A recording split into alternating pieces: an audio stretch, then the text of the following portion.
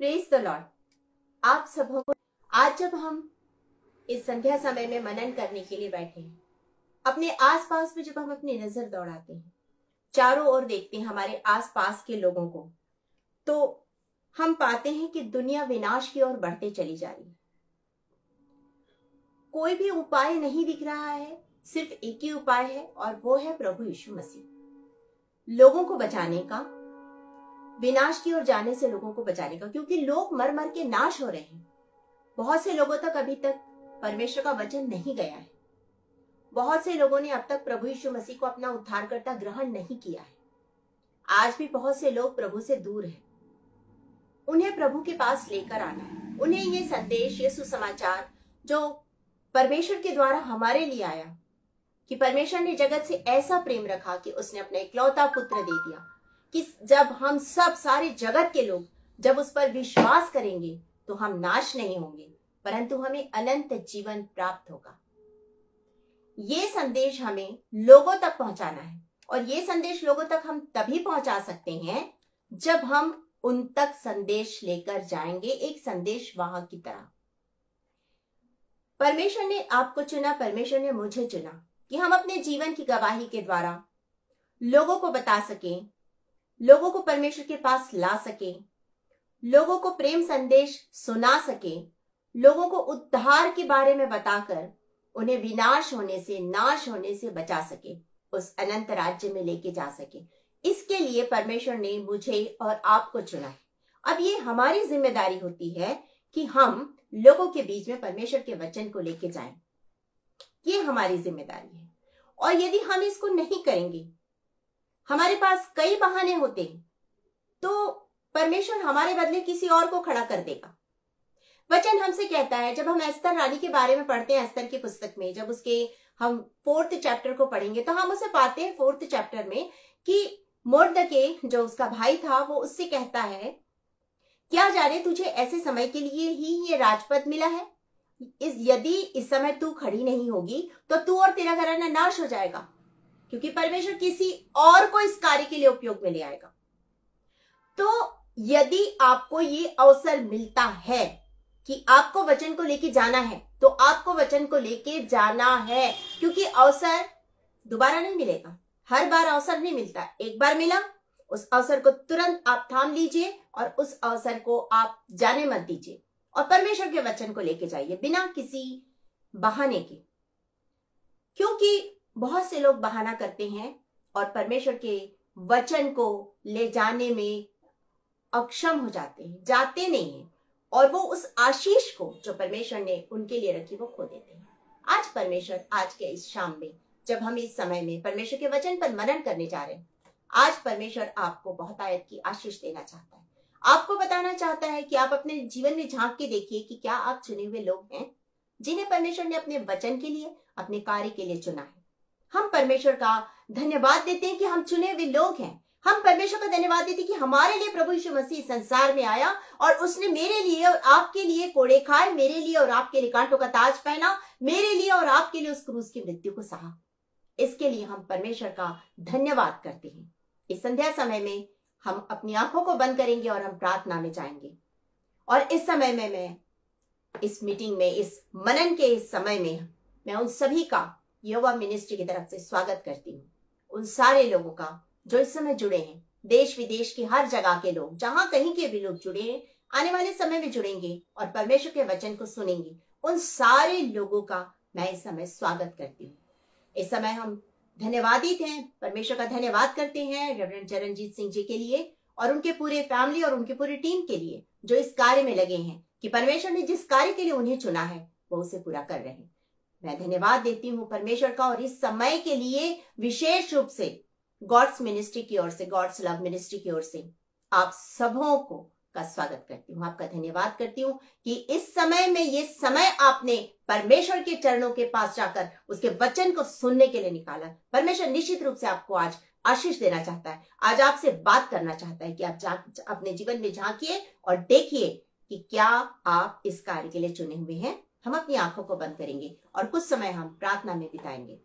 Thank you Lord, thank you Jesus. हम आपका धन्यवाद, धन्यवाद, धन्यवाद, धन्यवाद, धन्यवाद, धन्यवाद, धन्यवाद करते राजाओं के राजा प्रभुओं के प्रभु सर्वशक्तिमान पिता परमेश्वर, आपका धन्यवाद करते हुए समय हम आपके चरणों के निकट आते। महान परमेश्वर, आप राजाओं के राजा हैं, आप प्रभुओं के प्रभु हैं, आप सर्वशक्तिमान परमेश्वर है। आपने इस समय हमारे लिए निर्धारित किया कि हम आपके वचन में से सीखने जा रहे हैं। आपका धन्यवाद करते हैं। हम धन्यवाद देते हैं महान परमेश्वर पिता यहोवा मिनिस्ट्री के लिए और उनके सारे टीम मेंबर्स के लिए, पास्टर साहब के लिए, उनके पूरी फैमिली के लिए, सबके लिए आशीष मांगते हैं। जितने भी लोग जिस भी देश से जुड़े हैं हर एक के लिए हम यीशु मसीह के नाम से आशीष और कल्याण की घोषणा करते हैं। इस समय में मैं अपने आप को शून्य करती हूँ। पवित्र आत्मा की सामर्थ से भरकर मेरा उपयोग कीजिए।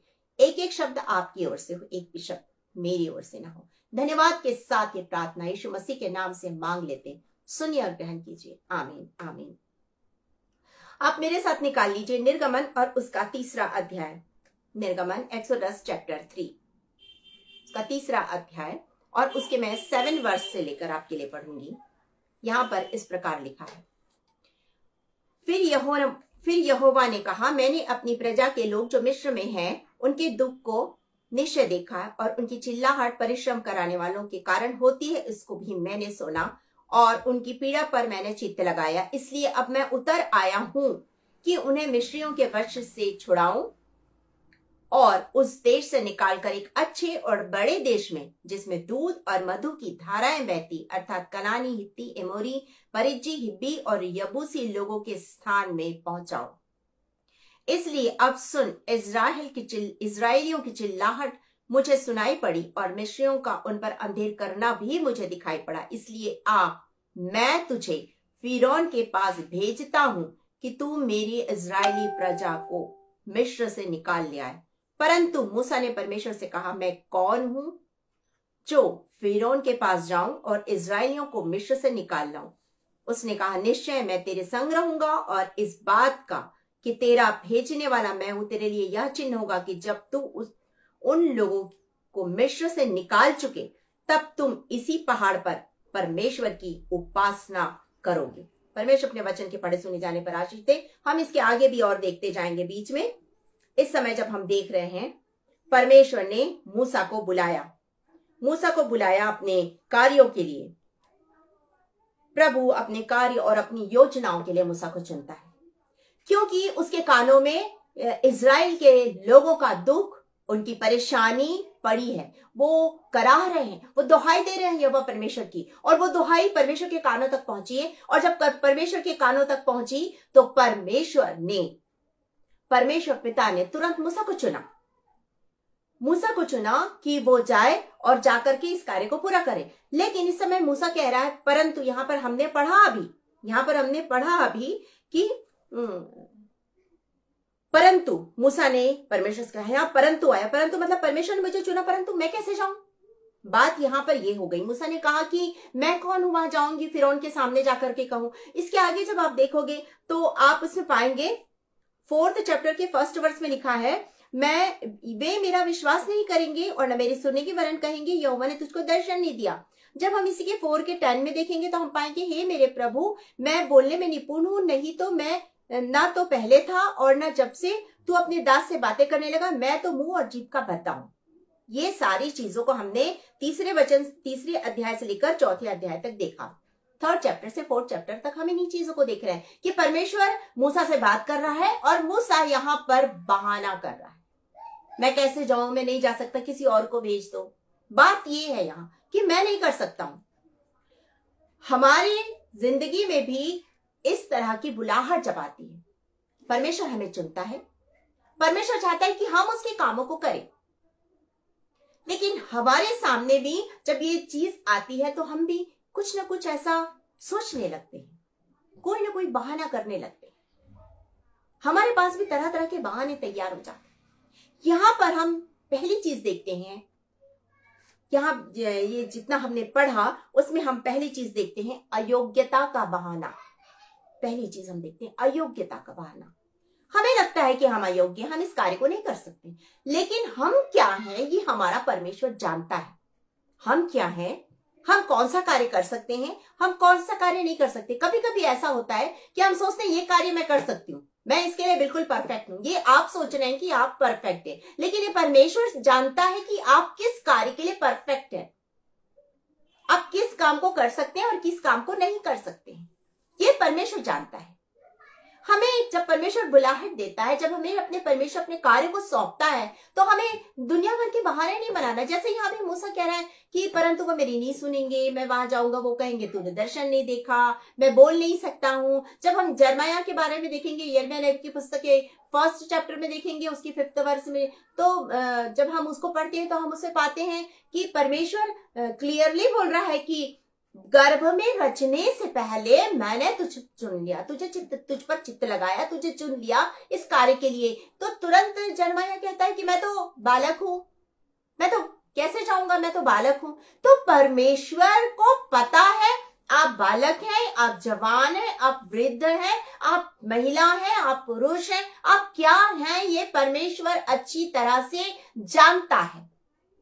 परमेश्वर अच्छी तरह से जानता है। जब आप भजन संहिता और उसके 104 अध्याय साम 104 को जब आप पढ़ेंगे, 104 को उसके 14th वर्ष से पढ़ेंगे, तो आप उसमें पाएंगे, उसमें क्लियर लिखा है कि परमेश्वर हमारी सृष्टि जानता है।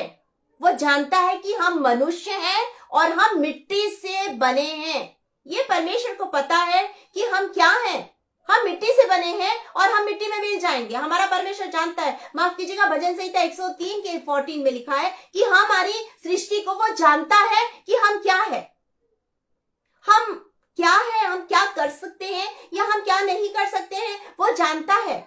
और जब आप भजन संहिता 104 के 14th वर्ष से पढ़ेंगे तो आप उसे पाएंगे कि उस श्वास जो उसने हमें दी है, यदि वो खींच लेगा तो क्या होगा, वो सब कुछ जानता। हमारी सांस भी हमारी नहीं है, शरीर भी हमारा नहीं है, आत्मा भी हमारी नहीं है, सब कुछ परमेश्वर का है। उसकी जैसे मर्जी है वो हमारा उपयोग कर सकता है। लेकिन हम सोचते हैं कि हम अयोग्य हैं, हम इस काम को नहीं कर सकते, ये काम मेरे लायक नहीं है, मैं नहीं कर पाऊंगा। यहाँ पर वो कहता है, वो कहेंगे मेरा विश्वास नहीं करेंगे। यहाँ पर और भी क्लियरली लिखा है कि वो मुझ पर भरोसा नहीं करेंगे। मैं कैसे जाऊंगा, मैं वहां जाकर क्या बताऊंगा, मैं वो। हमारे पास में दुनिया भर के 10 बहाने तैयार रहते हैं। और आपको एक चीज हमेशा स्मरण में रखना चाहिए कि यदि परमेश्वर ने आपको चुना है किसी काम के लिए, आप अपने आप को अयोग्य समझते हैं, वाकई अयोग्य हैं, मेरे अंदर कोई योग्यता नहीं है, लेकिन फिर भी मैं 0 हूं और मैं परमेश्वर के हाथ में अपने आप को सौंप दी हूं। पर प्रभु मैं तो 0 हूं, तुझे जो करना है मेरे जिंदगी में कर। जब आप ये बोल के सौंप देंगे तो परमेश्वर अपनी सामर्थ्य से आपको भरेगा और अपने कामों को करेगा। वो आपको अपनी सामर्थ्य देगा। भले ही आप कितना भी बोले कि मैं अयोग्य हूं, मैं अक्षम हूं, मैं ये हूं, मैं वो हूं, मैं नहीं कर सकता हूं, आप कर सकते हैं। क्योंकि जब परमेश्वर अपने कार्य के लिए किसी को बुलाता है तो वो अपनी सामर्थ्य से उसे भरता है। जब आप फिलिपियों की पत्री और उसके 4th वर्ष और उसके 4th चैप्टर और उसके 13 वर्ष को पढ़ेंगे, मैं आपके लिए निकाल के पढ़ती हूं। यहां पर लिखा हुआ है फिलिपियंस चैप्टर 4 और उसके वर्स 13 को आप उसमें देखिए। वहां पर परमेश्वर किस तरह से कहता है कि वो हमें अपनी सामर्थ्य से भरता है, वो हमें अपनी सामर्थ्य देता है। हम योग्य नहीं हैं, हम अयोग्य हैं, लेकिन वो हमें चुनता है और अपनी सामर्थ्य देता है। मैं आपके लिए पढ़ रही हूं फिलिपियंस चैप्टर 4 वर्स 13। जो मुझे सामर्थ्य देता है उसमें मैं सब कुछ कर सकता हूं। जो मुझे सामर्थ्य देता है, हमें सामर्थ्य हमारा परमेश्वर देता है, हमें हमारा परमेश्वर अपनी सामर्थ्य से भरता है और तब हमारा वो उपयोग करता है अपनी सामर्थ्य से। तो हम ये नहीं कह सकते कि मैं अयोग्य हूं और मैं इस काम को नहीं कर सकता हूं या मैं इस कार्य को नहीं कर सकती हूं। आप अयोग्य हैं, लेकिन परमेश्वर आपके अयोग्य जीवन में योग्यताओं को देखता है और आपके बारे में जानता है कि ये किस कार्य को करने में परफेक्ट है, ये कौन से कार्य को कर सकता है या कर सकती है, और तब वो उस कार्य को आपको सौंप देता है। और वचन कहता है वो हमें अपनी सामर्थ्य से भरता है और हम उसकी सामर्थ्य में होकर सब कुछ कर सकते हैं। हम उसकी सामर्थ्य में होकर कर सकते हैं। हम यहां पर दूसरी चीज को देखते हैं। दूसरी चीज हम इसमें पाते हैं, वो कहता है अक्षमता का बहाना। पहली चीज हमने देखी अयोग्यता का बहाना, हम दूसरी चीज देख रहे हैं अक्षमता का बहाना। 4th चैप्टर के जब आप 10 वर्स को पढ़ेंगे तो आप उसमें पाएंगे कि वो कहता है मैं मुंह का भद्दा हूं, मैं बोल नहीं सकता हूं, मैं ना पहले बोल सकता था और ना ही मैं अभी बोल सकता हूं, मैं मुंह का भद्दा हूं। यहां पे लिखा है, मैं आपके लिए उसे पढ़ देती हूं। यहां पर लिखा है, हे मेरे प्रभु, मैं बोलने में निपुण नहीं, ना तो पहले था और ना जब से तू अपने दास से बातें करने लगा है, मैं मुंह और जीभ का भद्दा हूं, मैं मुंह और जीभ का भद्दा हूं। हमारे पास भी 17 प्रकार के बहाने तैयार रहते हैं, हमारे पास में भी 17 प्रकार के बहाने हैं। हमारा व्यक्तित्व ठीक नहीं है, लोग बोलेंगे बहुत मोटी है, प्रचार करने खड़ी है, बहुत पतला है, पतली है, ऊंचा है, काला है, ये है वो है। मेरे पास कोई व्यक्तित्व नहीं है ऐसा कि मैं प्रचार करूं। या फिर हमारे पास धन नहीं है, कैसे जाएंगे हम प्रचार करने के लिए। या मैं शिक्षित नहीं हूं, मेरे अंदर, मैं तो अनपढ़ हूं, मेरे को तो कुछ नहीं आता है, मैं कैसे वहां प्रचार करूंगा, मैं कैसे प्रचार करूंगी। मुझे बाइबल के बारे में ज्यादा नॉलेज नहीं है, मुझे बाइबल के वचन के बारे में ज्यादा नॉलेज नहीं है। तो हमारे पास में भी इस तरह के 17 प्रकार के बहाने रेडी रहते हैं कि इस काम को मैं कैसे करूं। जब आप ये बहाने के बारे में सोचेंगे, बहुत से लोग आज भी प्रचार करते हैं, बहुत से लोग हैं।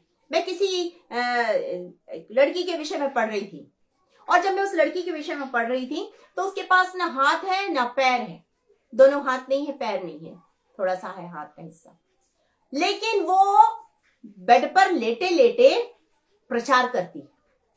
वो बेड पर लेटे लेटे बोलती रहती है, बोलते जाती है, लोग सुनते हैं, उसको लेके जाते हैं, वो उसको बैठा दिया जाता है और वो वचन का प्रचार करते हैं। मैं उसके बारे में पढ़ रही थी और मुझे बहुत अच्छा लगा। सोचिए उसके पास हाथ पैर नहीं, फिर भी वो प्रचार कर रही है। एक बार में किसी ने मुझे अपने मीटिंग में बुलाया था और मैं जब वहां पहुंची तो मैंने उस व्यक्ति को, उस पास्टर को देखा। वो पास्टर चल नहीं सकता था, वो पास्टर व्हील चेयर में था जिसमें मशीन से वो दबाता था और आगे और पीछे जाती थी चेयर, उसका मुश्किल से हाथ काम करता था और कुछ नहीं। लेकिन उसके बावजूद वो प्रचार करा। उसने नहीं कहा कि मैं अक्षम हूं, मैं इस काम को नहीं कर सकता हूं, मैं उस काम को नहीं कर सकती हूं, मैं इस काम को नहीं कर सकता हूं या नहीं कर सकती हूं, ऐसा किसी ने नहीं कहा। तो ये बहाना हमारे पास नहीं होना चाहिए कि मैं इस काम को कर सकता हूं या मैं इस काम को नहीं कर सकता हूं, मैं इस काम को नहीं कर सकता हूं। ये बहाना नहीं होना चाहिए। यहां पर वो कह रहा है कि मैं अक्षम हूं, पहले उसने कहा मैं नहीं जा सकता, अयोग्य हूं, यहां पर कह रहा मैं अक्षम हूं, मैं नहीं बोल सकता लोगों के बीच में। और परमेश्वर कहता है कि हारून है ना, वो बोल लेगा। जब आप आगे पढ़ेंगे तो उसे पाएंगे हारून है, वो बोल लेगा। लेकिन आप पूरे इसमें देखिएगा, जब वो फिरौन के पास मिलने के लिए गया, उसने हारून को एक जगह भी बोलने का मौका नहीं दिया। हर जगह सिर्फ और सिर्फ मूसा ने ही बातचीत की हारून के साथ में। मूसा ने ही उन कार्यों को किया जिस कार्य के लिए परमेश्वर ने उसे चुना और जिस कार्य के लिए उसे भेजा, उस कार्य को पूरी तरह से मूसा ने ही किया। जब आप अपनी कमजोरी परमेश्वर के हाथ में सौंपेंगे, परमेश्वर आपको अपनी सामर्थ्य से भर देगा। Hallelujah, praise the Lord. परमेश्वर बहुत महान है, वो अपनी सामर्थ्य से आपको भरना चाहता है। वो आपको चुना, आप यदि उसने बुलाया और आपको चुना है तो आपके पास कोई बहाना नहीं होना चाहिए कि मैं अयोग्य हूं, मैं इस काम को नहीं कर सकता। आपके पास कोई बहाना नहीं होना चाहिए कि मैं अक्षम हूं, मेरे अंदर में मैं शारीरिक रूप से अक्षम हूं, दुर्बल हूं, मैं बोल नहीं सकता, मैं बोल नहीं सकती, मैं भी नहीं बोल सकती हूँ। लेकिन परमेश्वर मेरे अंदर में होकर बात करता है। मेरे अंदर कोई कुवत नहीं है, मेरे अंदर कोई सामर्थ्य नहीं है, लेकिन परमेश्वर मेरी जिंदगी में जब काम कर सकता है तो वो आपकी जिंदगी में भी कर सकता है। मैं तो जीरो हूं, लेकिन उसके बावजूद परमेश्वर ने मुझे चुना। तो आप तो परमेश्वर के वो चुने हुए प्रिय लोग, निश्चित रूप से आपकी जिंदगी में परमेश्वर काम करेगा। आप उसे अवसर दीजिए, उससे बोलिए प्रभु जिस काम के लिए तूने मुझे बुलाया, जिस काम के लिए तूने मुझे चुना, मैं उसके लिए तैयार हूं, तू मेरा उपयोग कर। मैं अयोग्य हूं लेकिन तू मुझे योग्य कर, मैं दुर्बल हूं लेकिन तू मुझे बल दे, अपनी सामर्थ्य से तू मुझे भर दे। बजाय इसके कि मैं बहाना बनाऊं कि मैं ये नहीं कर सकता, मैं वो नहीं कर सकता, मैं ये नहीं कर सकती, मैं वो नहीं कर सकती, मेरे पास धन नहीं, मेरे पास ये नहीं, मेरे पास वो नहीं है। मछुआरों को देखिए, जब आप मत्ती रचित सुसमाचार और उसके 4th चैप्टर को पढ़ेंगे, मत्ती रचित सुसमाचार के 4th चैप्टर को जब आप पढ़ेंगे तो आप उसे पाएंगे उसने मछुआरों को चुना। उसने मछुआरों को चुना। 18 वर्ष से जब आप पढ़ेंगे, उसने पतरस और अंद्रियास को चुना। 18 वर्ष से 21 तक जब आप पढ़ेंगे तो आप उसे पाएंगे, उसने पतरस को चुना, उसने अंद्रियास को चुना, उसने जालों को सुधारते हुए याकूब और यूहन्ना को देखा, उन्हें चुना। क्या थे वो लोग? क्या वो बहुत उच्च शिक्षित, हाईली क्वालिफाइड थे? नहीं, वो मछलियां पकड़ते थे, लेकिन परमेश्वर ने उन्हें चुना। प्रभु यीशु मसीह ने कहा मेरे पीछे हो लो, और वो अपना सारा काम छोड़कर प्रभु के पीछे चल दिए। उन्होंने एक बार भी ये नहीं कहा कि हम तो मछलियां पकड़ते हैं, हम तो अनपढ़ हैं, हम तो ये नहीं कर सकते, हम तो वो नहीं कर सकते, हम कैसे तेरे पीछे चलेंगे, हम तुझे जानते हैं नहीं जानते, हम कैसे तेरे पीछे चले। उन्होंने कोई बहाना नहीं किया, जैसे प्रभु ने कहा वो तुरंत उसके पीछे हो लिए। ये है परमेश्वर की बुलाहट को सुनना और चुने जाने को पूर्ण करना। जब उसने, ये तो अशिक्षित थे, लेकिन वो 3 साल प्रभु के साथ रहकर उन्होंने शिक्षा पाई उन्होंने। कोई नहीं कह सकता कि वो तो मछुआरे थे, अब वो शिक्षित है। इन 3 सालों में उन्होंने प्रभु के साथ रहकर शिक्षा को पाया। इन 3 सालों में उन्होंने उस चीज को प्रैक्टिकल करते हुए देखा। उन्होंने थ्योरी पढ़ा, उन्होंने प्रैक्टिकल देखा और प्रैक्टिकल किया भी। और अब जब प्रभु बादलों पर उठा लिया गया और उनसे कहा पवित्र आत्मा तुम्हें मिलेगा, और तब तुम पूरे यहूदिया सामरिया तक, चारों ओर तुम संसार के कोने कोने तक वचन को लेके जाओगे, मेरे गवाह ठहरोगे। उन्होंने तुरंत प्रार्थना की, पवित्र आत्मा का वो वरदान पाया, पवित्र आत्मा को दान मिला उन्हें। और जब आप प्रेरितों के काम उसके 2nd चैप्टर को देखेंगे तो वहां पर पतरस वहां पर खड़े होकर प्रभु के वचन का प्रचार कर रहा है, और 3000 लोगों ने तुरंत बपतिस्मा ले लिया। बताइए, कोई बहाना नहीं वहां। और नहीं कहा कि प्रभु तू नहीं है, मैं कैसे करूंगा, मेरे को तो आता नहीं है। नहीं, उसने अपने आप को प्रभु के हाथ में सौंपा। जब प्रभु ने उससे पूछा क्या तुम उससे प्रेम रखता है, क्या तुम उससे प्रीति रखता है, उसने कहा हाँ प्रभु। और प्रभु ने कहा मेरी भेड़ों को चरा, मेरे मेमनों को चरा, मेरे भेड़ों की रखवाली कर। और उसने उस कार्य को पूरा किया, और वो उस समय सबसे पहला बिशप बना कलीसिया का। ये है जब आप प्रभु के हाथ में अपने आप को सौंप देंगे। आप क्या है प्रभु को मतलब नहीं, लेकिन अब प्रभु आपको कुछ बनाना चाहता है। आप 0 हैं, लेकिन प्रभु आपको कुछ बनाकर उसको 100,000 में यूज करना चाहता है। हजारों लाखों करोड़ों के बीच में आपको लेके जाना चाहता है। जाइए, वचन का प्रचार कीजिए, उसके चुने जाने के समय बहाना मत बनाइए। उसने जहां इन मछुआरों को चुना, वहीं उसने पौलुस जैसे उच्च शिक्षित व्यक्ति को भी चुना। वो कहता है उसने शिक्षा पाई, हाईली क्वालिफाइड हुआ। बाइबल में वचन में लिखा है वो हाकिमों और राजाओं के सामने, जब आप प्रेरितों के काम उसके 9 अध्याय उसके 15 वर्ष को, एक्ट चैप्टर 9 वर्ष 15 को पढ़ेंगे, आप उसे पाएंगे। वो परमेश्वर कहता है, प्रभु यीशु मसीह कहता है कि मैं इसे हाकिमों और राजाओं के सामने लेके जाऊंगा, जहां पर ये प्रभु की गवाही देने जाने वाला है। वो हाईली क्वालिफाइड था, प्रभु ने उसे चुना अपने काम के लिए। प्रभु हर एक को वो किस काम में निपुण है उसे चुनता। उसने पतरस, अंद्रियास, याकूब, यूहन्ना और ये सारे लोगों को उसने उन हाकिम और राजाओं के पास नहीं भेजा, परंतु हाकिम और राजाओं के पास जाने के लिए उसने पौलुस को चुना। इनको और किसी कार्य के लिए चुना, उनको और किसी कार्य के लिए चुना। उसने प्रिस्किल्ला, अकीला को चुना, एक कलीसिया बनी और वहां पर वो सेवकाई करने लगे, उस कार्य के लिए उन्हें चुना। उसने फीबे को चुना कि जाके जो पत्री जो देने वाला है पौलुस, हो जाके कलीसिया में देखे आ जाए। तो परमेश्वर अपने अलग अलग काम के लिए अलग अलग लोगों को चुनता है, जिसके बारे में परमेश्वर जानता है कि मेरी ये बेटी या मेरा ये बेटा क्या कार्य कर सकता है। इसलिए आप ये नहीं कह सकते कि मैं अयोग्य हूं, मैं अक्षम हूं, दुर्बल हूं। आप नहीं कह सकते, क्योंकि इसको कहने की जरूरत नहीं है आपको।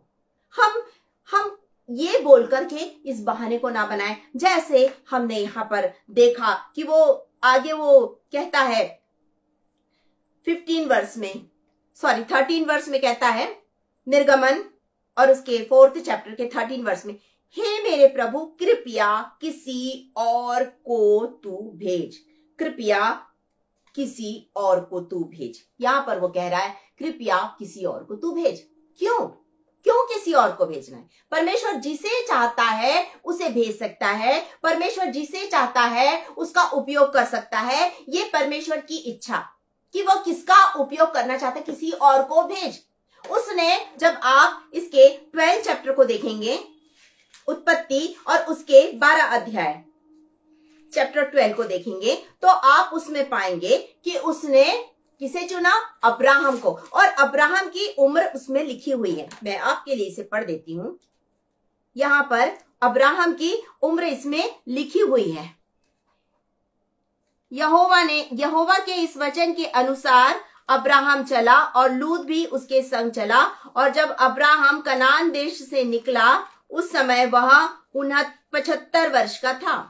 अब्राहम जब कनान देश से निकला वो 75 वर्ष का था, और उसके साथ उसकी पत्नी सारा और भतीजा लूत भी था। जब अब्राहम वहां से निकला वो 75 वर्ष का था। वो बोल सकता था मैं वृद्ध हूं, मैं अपना घर परिवार इस वृद्धावस्था में मैं कहां जाऊं, सब छोड़ के, हो गया मेरा काम खत्म, अब मैं अपने घर में रहूंगा। नहीं, उसने ऐसा कुछ नहीं कहा, परंतु वो तैयार हो गया, निकल पड़ा। वो परमेश्वर को नहीं जानता था, लेकिन उसके बावजूद वो निकल पड़ा। आप तो प्रभु यीशु मसीह को जानते हैं।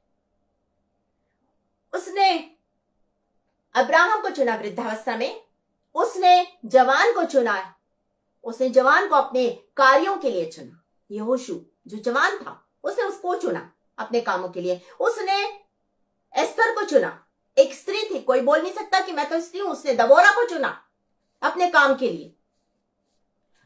उसने मरियम को चुना यीशु मसीह के लिए।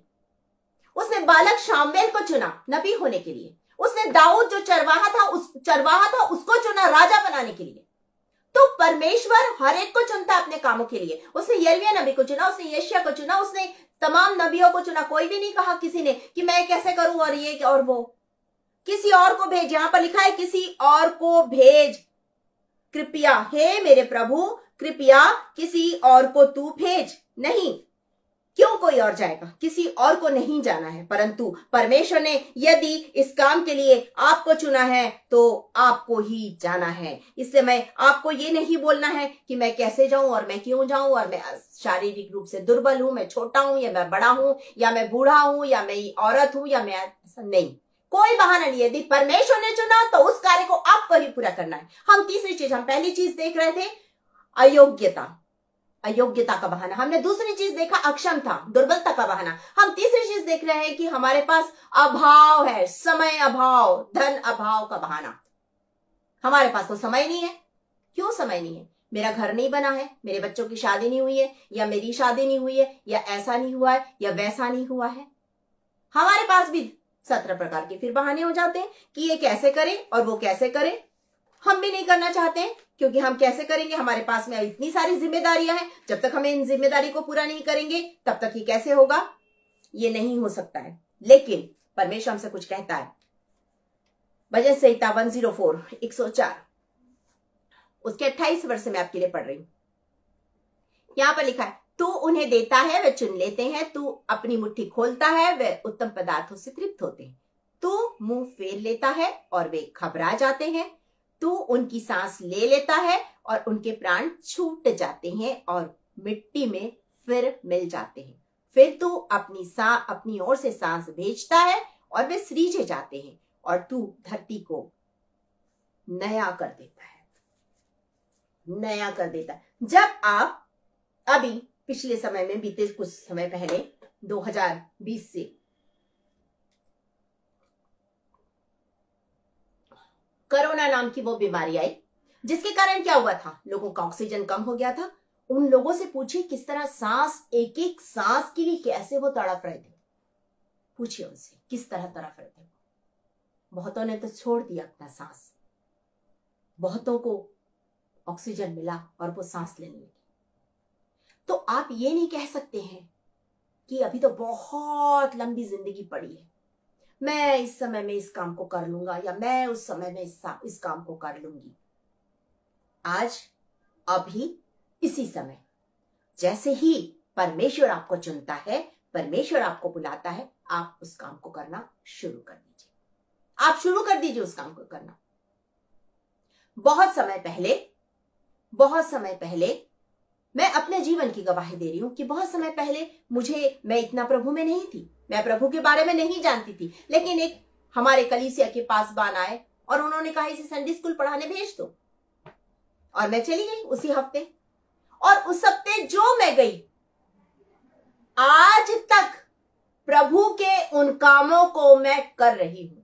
यदि मैं उस समय ये कहती मैं कैसे जाऊंगी, मैं नहीं पढ़ा सकती हूं, मुझे कुछ नहीं मालूम है, मैं कैसे करूंगी, तो शायद आज मैं यहां पर आपके बीच में वचन नहीं बांट पाती।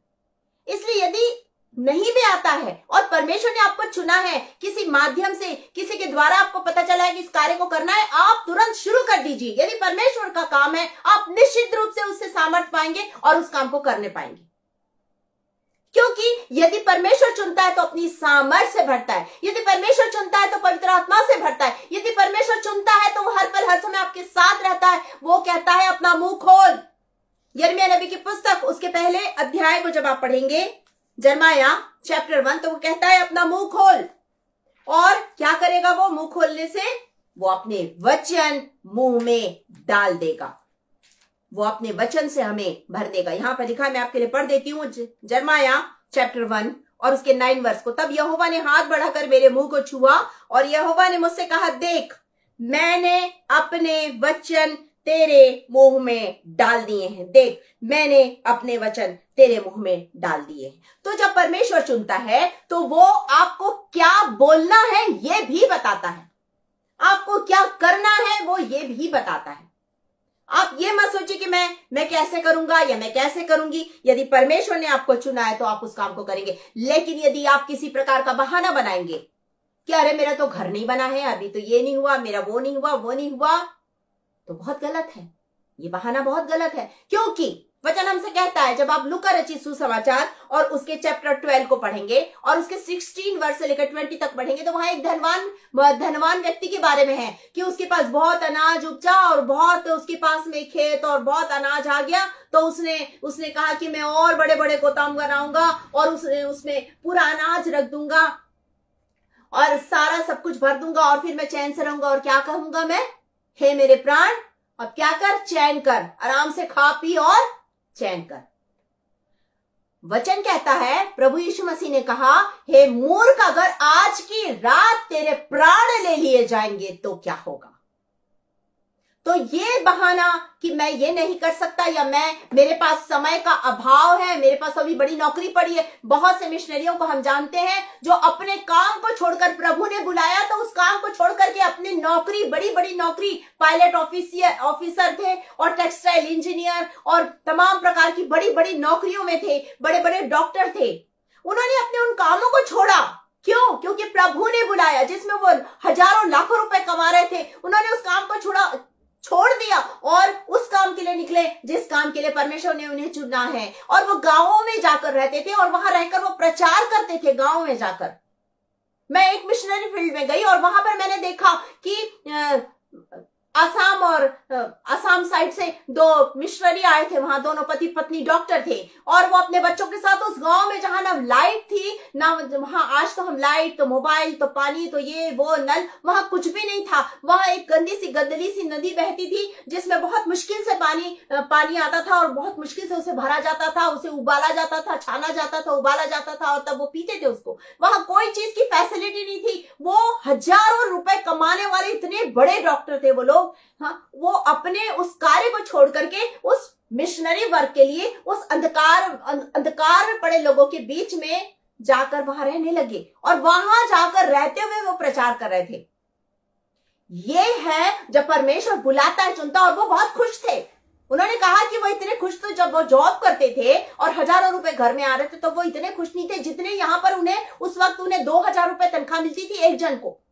4000 रुपए में दोनों पति पत्नी 2 बच्चे वो गुजारा करते थे और कितने आनंदित थे, किसी चीज की कमी नहीं। और जो उनकी वाइफ थी, उन्होंने कहा कि महीने के आखिरी में तो मेरे हाथ में पैसे बचते हैं, मैं उन्हें जमा करती हूँ। तो ये है परमेश्वर की आशीष। तो आप ये मत बोलिए कि मेरे पास धन नहीं है और मुझे कमाना है और मैं पहले अपने बच्चों के लिए व्यवस्था कर दूं और इसके लिए व्यवस्था कर दूं और ये कर दूं और वो कर दूं। वो कहता है, हे मूर्ख, आज यदि तेरे प्राण ले लिए जाए तो क्या होगा।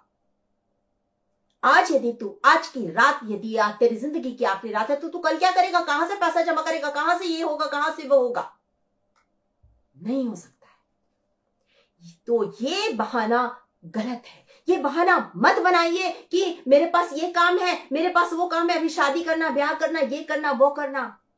बाइबल कहती है मुर्दों को उनके मुर्दे गाड़ने दे, उनको गाड़ने दो, उनको सब करने दो, तू मेरे पीछे हो ले तो हो ले प्रभु के पीछे।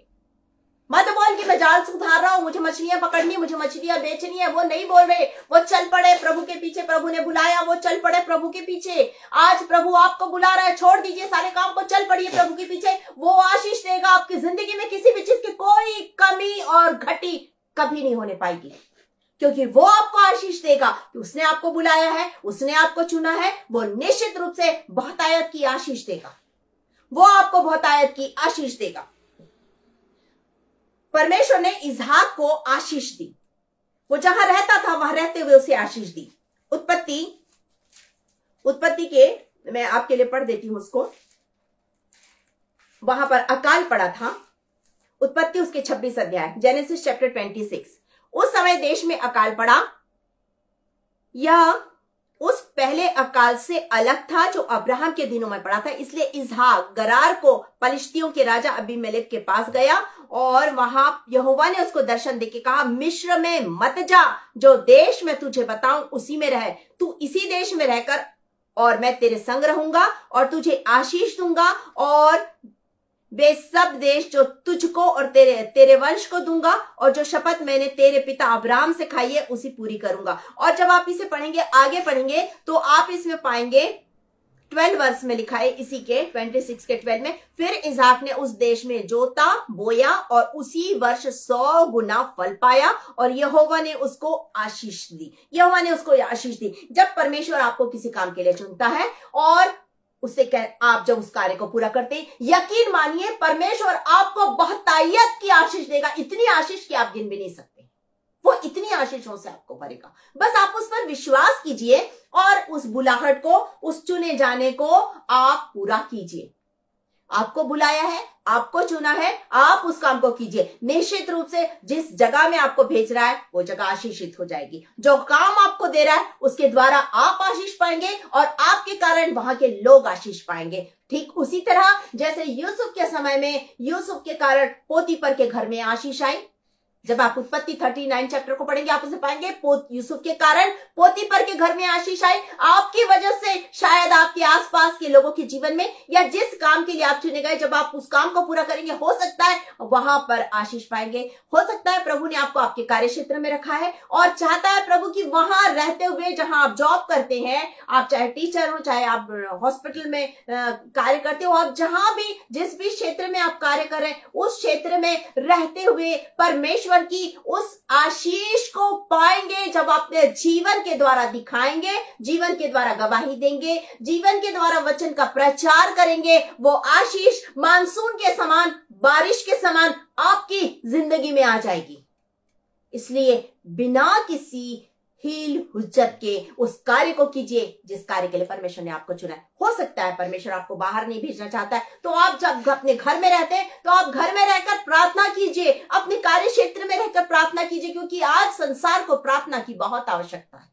वाकई में बहुत आवश्यकता है। संसार नाश हो रहा है, विनाश की ओर बढ़ता जा रहा है, लोग नाश हो रहे हैं, लोग बढ़ बढ़ के नरक की ओर जा रहे हैं। उनको बचाने की जिम्मेदारी आज आपकी है, मेरी है, हमारी जिम्मेदारी कि हम उन्हें बचाएं, उन्हें प्रभु का वचन सुनाएं, उनके लिए प्रार्थना करें, उन्हें प्रभु के पास खींच के लाएं। हम नहीं जा सकते तो जो दूसरे जा रहे हैं उनके लिए प्रार्थना करें ताकि वो उस कार्य को पूरा करें। पौलुस कहता है ना, मेरे लिए प्रार्थना करो, तो आप उनके लिए प्रार्थना कीजिए, वचन का जो प्रचार कर रहे हैं। यदि आप वहां नहीं जाने के लिए, आपको नहीं चुना परमेश्वर ने, तो आपको निश्चित रूप से इस कार्य के लिए चुना है कि जहां आप रहते हैं वहां रहकर उनके लिए प्रार्थना करके प्रार्थना योद्धा बन जाएंगे। यदि सुसमाचार प्रचारक नहीं बन रहे हैं, उपदेशक नहीं बन रहे हैं, तो आप प्रार्थना योद्धा बन के इस कार्य को पूरा कीजिए। तो परमेश्वर ने जिस कार्य के लिए आपको चुना है उसे पूरा कीजिए। हम चौथी और आखिरी बात इसे पाते हैं, अस्वीकार होने का बहाना। यदि हमने इसमें देखा भी 4th verse, Exodus 4th chapter 1st verse, वे मेरा विश्वास नहीं करेंगे और मेरी नहीं सुनेंगे, वरन कहेंगे यहोवा ने तुझे दर्शन नहीं दिया। अस्वीकार होने का बहाना। हमारे पास में भी ये बहाना ऐसा तैयार रहता है, हमारे पास में भी तैयार रहता है कि यदि उन्होंने नहीं सुना तो, यदि वो अस्वीकार कर दिए तो, यदि वो मेरी बात पर ध्यान नहीं दिए तो हम भी इस प्रकार का बहाना बनाते हैं। यिर्मयाह नबी की पुस्तक यिर्मयाह चैप्टर 1 वर्स 6 से मैं आपके लिए पढ़ती हूं। यिर्मयाह पहला अध्याय 6 वचन से, यहां पर लिखा है 6 वर्ष से। तब मैंने कहा, हाय प्रभु यहोवा, देख मैं तो बोलना नहीं जानता, क्योंकि मैं लड़का ही हूं। क्योंकि जिस किसी के पास मैं तुझे भेजूं वहां तू जाएगा, और जो कुछ मैं तुझे आज्ञा दूं वही तू कहेगा। तू उनके मुख को देखकर मत डर, क्योंकि तुझे छुड़ाने के लिए मैं तेरे साथ हूं। यहोवा की यह वाणी है। तब यहोवा ने हाथ बढ़ाकर मेरे मुंह को छुआ, और यहोवा ने मुझसे कहा, देख मैंने अपने वचन तेरे मुंह में डाल दिए। सुन, मैंने आज के दिन तुझे जातियों और राज्यों का अधिकारी ठहराया, उन्हें गिराने और ढा देने के लिए, नष्ट करने और काट डालने के लिए, या उन्हें बनाने और रोपने के लिए। तो परमेश्वर ने आज आपको भी चुना है। तो इसलिए आप इस बात को ये ना कहें कि यदि वो मेरा अस्वीकार कर देंगे, यदि वो मेरी बात की ओर कान नहीं लगाएंगे, यदि वो नहीं सुनेंगे तो क्या होगा। कुछ नहीं होगा, वो सुनेंगे, वो जरूर सुनेंगे, क्योंकि आप परमेश्वर के द्वारा भेजे हुए, अपनी मर्जी से नहीं गए आप, परमेश्वर ने आपको वहां भेजा है, तो आपकी वो जरूर सुनेंगे। क्योंकि जब आप वहां जाएंगे परमेश्वर आपके साथ होगा, पहली चीज। दूसरी चीज, परमेश्वर अपने वचन को आपके मुंह में डाल देगा, और आपको वहां पर क्या कहना है ये परमेश्वर आपको बताएगा, आपकी सहायता करेगा इसमें। तो ये मत कहिए कि मैं वहां जाकर क्या बोलूंगा और क्या नहीं बोलूंगा, क्योंकि वचन हमसे कहता है कि वो हमारे साथ है। यहां पर वो कह रहा है, यिर्मयाह से कह रहा है मैं तेरे संग हूं। वो मूसा से कह रहा है मैं तेरे संग हूं। वो अब्राहम से कह रहा है मैं तेरे संग हूं। वो यहोशू से कह रहा है मैं तेरे संग हूं। जहां जहां तू जाएगा वहां वहां मैं तेरे संग हूं। जिस कार्य को तू करेगा उसमें तू सफल होगा, क्योंकि मैं तेरे संग हूं। परमेश्वर संग में है, आप सफल होंगे। आपको जिस काम के लिए चुना है आप उस कार्य को पूरा करने पाएंगे, आप निश्चित रूप से सफल होंगे, क्योंकि उसने आपसे वादा किया है। जब मत्ती रचित सुसमाचार और उसके 28 अध्याय 20 वचन को पढ़ेंगे, मैथ्यू चैप्टर 28 वर्स 20, तो आप उसे पाएंगे। उसमें लिखा है मैं जगत के अंत तक सदा तुम्हारे साथ हूं।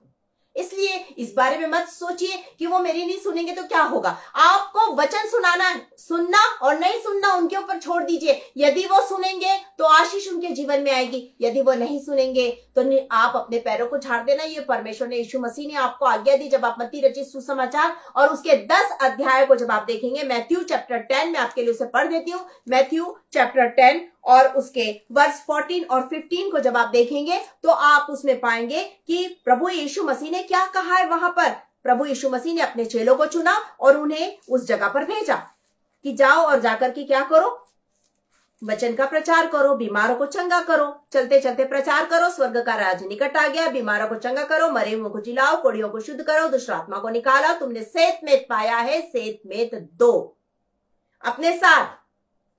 पटुकों में न सोना, न रूपा, न तांबा रखना, मार्ग के लिए न झोली रखो, न 2 कुर्ते, न जूते, न लाठी लो, क्योंकि मजदूर को उसका भोजन मिलना चाहिए। परमेश्वर आपकी हर जरूरत को पूरा करेगा। आगे 14 और 15 वर्ष को मैं आपके लिए पढ़ रही हूं। यहां पर लिखा, जो कोई तुम्हें ग्रहण ना करे, आप चिंता मत कीजिए कि वो मेरी नहीं सुनेंगे। क्लियर लिखा यहाँ पे, जो कोई तुम्हें ग्रहण ना करे और तुम्हारी बातों को ना सुने, उस घर पर या उस नगर से निकलते हुए अपने पांवों की धूल झाड़ डालो। मैं तुमसे सच कहता हूं, न्याय के दिन उस नगर की दशा से सदोम और अमोरा के देश की दशा अधिक सहने योग्य होगी। इतनी बड़ी बात, इतने बड़ा प्रतिज्ञा प्रभु ने आपके साथ कर दी है। इतनी बड़ी प्रतिज्ञा आज प्रभु ने आपके साथ कर दी। तो आप ये बहाना मत बनाइए कि वो मेरी नहीं सुनेंगे या ऐसा होगा या वैसा होगा। कोई बात नहीं, यदि वो आपकी नहीं भी सुनेंगे तो कोई बात नहीं, आप धूल झाड़ दीजिए। परमेश्वर लेखा लेने वाला, न्याय के दिन वो लेखा लेगा कि ये मेरे बच्चे जिसे मैंने जिम्मेदारी दी थी उन्होंने ईमानदारी से उस जिम्मेदारी को पूरा किया, लेकिन तुमने ध्यान नहीं दिया, तुमने वचन की ओर कान नहीं लगाया, तुमने वचन को ग्रहण नहीं किया, तो परमेश्वर लेखा लेगा। परमेश्वर लेखा लेगा। इसलिए ये सोचना छोड़ दीजिए कि वो मेरी नहीं सुनेंगे तो क्या होगा, वो मेरी नहीं मानेंगे तो क्या होगा, मैं छोटा हूं या मैं छोटी हूं, या मैं ये हूं या मैं वो हूं, या मेरे पास धन का अभाव है, या मेरे पास अभी बहुत सारी जिम्मेदारी है, मेरे को ये काम करना, मेरे को वो काम करना, मेरे को घर बनाना, मेरे को फलाना करना, मेरे को ये करना है, मैं दुर्बल हूं, अक्षम हूं, मैं अयोग्य हूं। ये सारे बहाने छोड़ दीजिए और परमेश्वर को बोलिए, परमेश्वर तेरी मर्जी मेरी जिंदगी में पूरी हो, तेरी जैसी मर्जी। अगर अब्राहम उस दिन परमेश्वर को तो नहीं जानता था, अगर अब्राहम उस दिन इनकार कर देता तो क्या वो विश्वासियों का पिता होता? कि नहीं, वो कभी नहीं होता। क्या वो जो आशीष उसने पाई है, उन वंश को आशीष दूंगा, बालू को किनकों के समान बढ़ाऊंगा, ये सारी आशीष क्या अब्राहम पाता? नहीं, वो नहीं पाता उस आशीष को। यदि वो उस दिन रुक जाता, नहीं मैं नहीं जाता, मैं तो जानता नहीं प्रभु तुझे, तो वो उस आशीष को नहीं पाता। यदि आपको आशीष पाना है तो प्रभु जो जिम्मेदारी दे रहा है, उस जिम्मेदारी को ईमानदारी के साथ आप पूरा कीजिए। जिस भी क्षेत्र में आप रहते हैं, यदि आपको वचन प्रचार के लिए बाहर बुला रहा है प्रभु कि जाओ और जाकर के वचन का प्रचार करो, वो आपसे यदि पूछ रहा है मेरी ओर से कौन जाएगा, और आप यदि वहां कह रहे हैं मैं जाऊंगा प्रभु मुझे भेज, तो प्रभु आपको भेजेगा, आत्मा की सामर्थ से भरकर भेजेगा, वचन से भरकर भेजेगा, और आपके चारों ओर यीशु मसीह के लहू का बाड़ापन देगा, स्वर्गदूत आपके साथ जाएंगे। यदि ऐसा होता तो ग्राहम इंस्टेंस ऑस्ट्रेलिया छोड़कर यहां नहीं आते। आज ग्राहम इंस्टेंस यहां आए, अपनी पत्नी ग्लैडिस के साथ में यहां पर आए, क्या करने आए? शहीद होने के लिए। उस आशीष को उन्होंने पाया अपने बच्चों के साथ, आज वो स्वर्ग के राज्य में। यदि वो कहते कि मैं नहीं जाऊंगा, मैं अपने देश में खुश हूं, यदि विलियम कैरी कहते मैं अपने देश में खुश होती, ये वचन बाइबल जो आज आपके हाथ में नहीं होती। यदि थोमा यहां नहीं आता तो प्रभु का वचन यहां नहीं आता। थोमा आया तो प्रभु का वचन यहां आया। विलियम कैरी यहां आए तो आज परमेश्वर का वचन हम अपनी भाषा में पढ़ने पा रहे हैं। ग्राहम स्टेन्स आए तो पूरे उड़ीसा में उन्होंने वचन का प्रचार किया, लोगों को बदल डाला। मदर टेरेसा आई तो उसने सेवा करना सिखाया कि किस तरह सेवकाई की जाती है। साधु सुंदर सिंह ने दिखाया कि किस तरह साधुओं की तरह जीते हैं, धन दौलत पैसा ये सब छोड़ के वो चल पड़ा अपने काम के लिए। ये है परमेश्वर के चुने हुए लोग। आज प्रभु आपको चुनना चाहता है, आज प्रभु जिम्मेदारी को आपको देना चाहता है। हो सकता कल आप मदर टेरेसा बन जाए, हो सकता कल आप साधु सुंदर सिंह के समान बन जाए, हो सकता आप विलियम कैरी की तरह कार्य करें।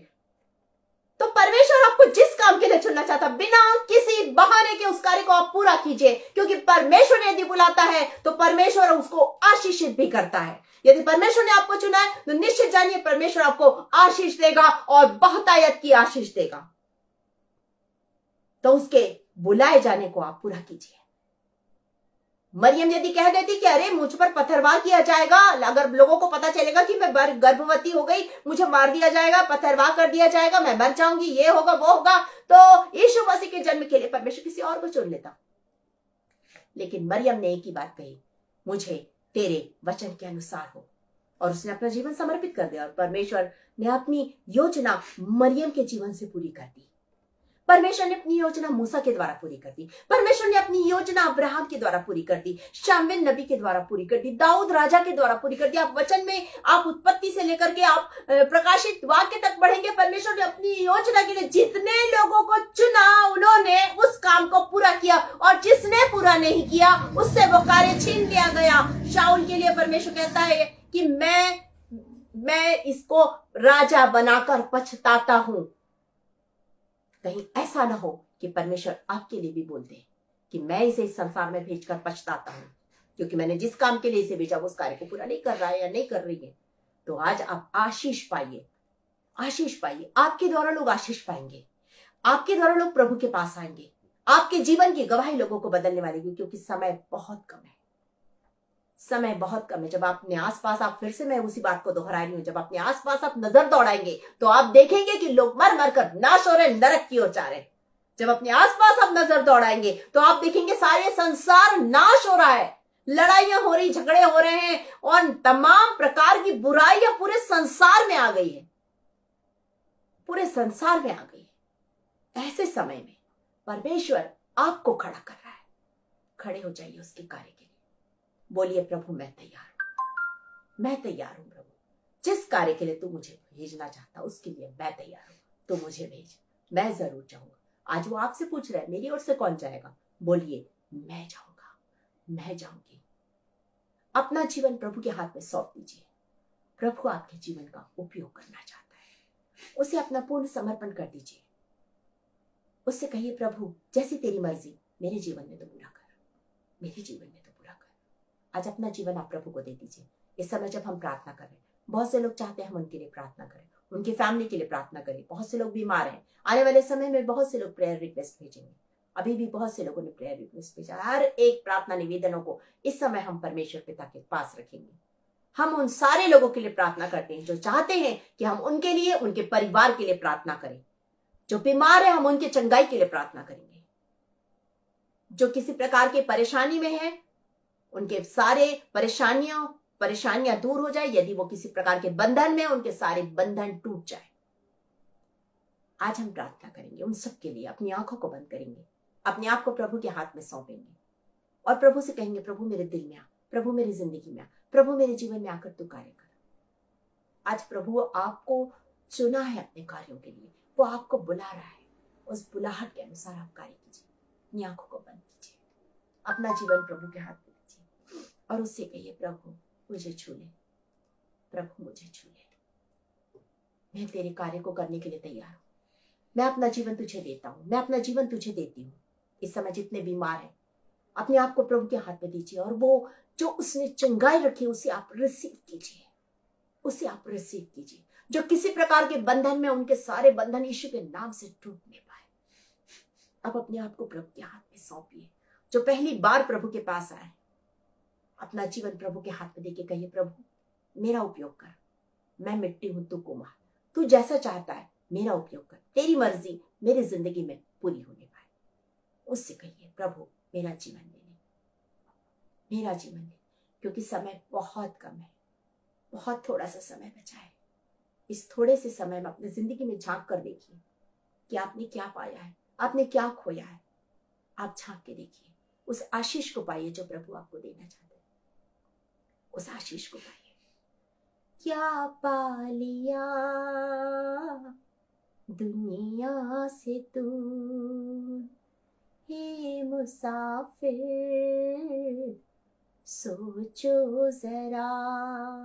आपने क्या पाया है इस दुनिया में, सोच के देखिए। आप मुसाफिर के समान, एक यात्री के समान इस संसार में हैं। कुछ भी परमानेंट नहीं है इस संसार में। जो भी कुछ परमानेंट है वो स्वर्ग में है, वो स्वर्ग में है जहां प्रभु आपके लिए घर बना रहा है। जो भी कुछ है वो स्वर्ग में है। प्रभु वहां घर तैयार कर रहा है। उस घर में जाने के लिए आप तैयार हो जाइए। Hallelujah, hallelujah, hallelujah. आज प्रभु आपको बुला रहा है। आज प्रभु आपको आशीष देना चाहता है। आज प्रभु आपको चंगाई देना चाहता है। आज प्रभु आपके सारे बंधन यीशु के नाम से तोड़ना चाहता है। उसके पास आ जाइए, उसके पास आ जाइए। बोलिए प्रभु मैं अपना जीवन तुझे देता हूं, तेरी मर्जी मेरी जिंदगी में पूरी हो, मेरी मर्जी नहीं परंतु तेरी मर्जी।